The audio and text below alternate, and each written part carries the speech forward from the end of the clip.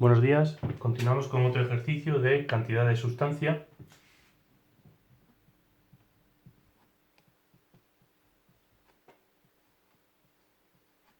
En este caso vamos a calcular la cantidad de sustancia de CO2 que hay en 66 gramos de CO2, es decir, calcular los moles de CO2 en 66 gramos de la molécula. Entonces, ponemos nuestro esquema que nos indica qué pasos tenemos que seguir para llegar de un lado a otro. Queremos saber la cantidad de sustancia en moles que tenemos en 66 gramos de CO2, es decir, que tenemos que utilizar el peso molecular del CO2. Sería el primer paso a calcular. El CO2 está formado por dos tipos de átomos, átomos de carbono y átomos de oxígeno. Un átomo de carbono por cada dos átomos de oxígeno. Por lo tanto, vamos a calcular el peso molecular del CO2 teniendo en cuenta los pesos atómicos del carbono y del oxígeno. Recuerdo que para calcular el peso atómico necesitamos el número másico de los átomos y no el número atómico. Entonces el peso molecular del CO2 es igual a 12 gramos partido mol del átomo de carbono por más 2 átomos de oxígeno, que cada uno de los dos átomos de oxígeno aporta 16 gramos mol. En total esto nos da unos 44 gramos mol de CO2. A partir de esta relación podemos sacar dos factores de conversión.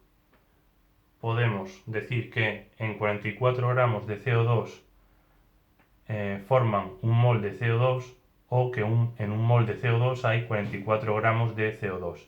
Y vamos a utilizar un factor de conversión u otro dependiendo de lo que nos convenga. Tenemos por lo tanto 66 gramos de CO2 y queremos obtener moles, queremos pasarlo a moles. 66 gramos de CO2 y tenemos que multiplicarlo por uno de los dos factores de conversión para que finalmente nos dé moles de CO2. Para que se nos vayan estos gramos de CO2 tenemos que tener gramos de CO2 en el denominador. Por lo tanto, el único de los dos factores de conversión que cumple esa condición es el de la derecha. Por lo tanto, utilizamos el de la derecha, que nos dice que en un mol de CO2 tenemos 44 gramos de CO2. Gramos de CO2 en el numerador y gramos de CO2 en el denominador se nos van a ir y nos va a quedar 66 entre 44, que es igual a 1,5 moles de CO2. Y este sería nuestro resultado. Vamos con otro ejercicio.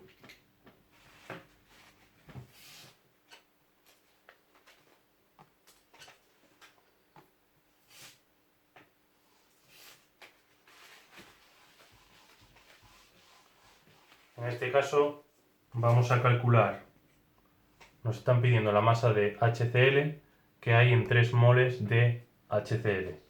Por lo tanto, si ponemos nuestro esquema delante, vemos que ahora partimos de moles de HCl y queremos obtener masa de HCl. Por lo tanto, también tenemos que utilizar el peso molecular, pero probablemente tengamos que utilizar el factor de conversión contrario. Primero vamos a calcular el peso molecular del HCl. El HCl está formado por un átomo de hidrógeno y un átomo de cloro. Tomamos los pesos atómicos del hidrógeno y del cloro. Para el hidrógeno es 1 y para el cloro es 35,5. Por lo tanto, el peso molecular del HCl es 1 gramo mol más 35,5 gramos mol igual a 36,5 gramos mol. Y a partir de esta relación podemos sacar, igual que antes, dos factores de conversión. Podemos decir que 36,5 gramos de HCl forman un mol de HCl o que en un mol de HCl hay 36,5 gramos de HCl. Y utilizaremos uno u otro factor de conversión, depende de lo que nos convenga. Partimos por lo tanto, de los 3 moles de HCl. Lo multiplicamos por nuestro factor de conversión y queremos obtener la masa de HCl en gramos. Para que se nos vayan los moles de HCl, tenemos que tener mol de HCl en el denominador. Por lo tanto, tendremos que utilizar el primero de los factores de conversión, que nos dice que 36,5 gramos de HCl forman un mol de HCl. Y esto nos da 109,5 gramos de HCl después de simplificar mol de HCl con mol de HCl. Pues espero que os haya ayudado. Un saludo.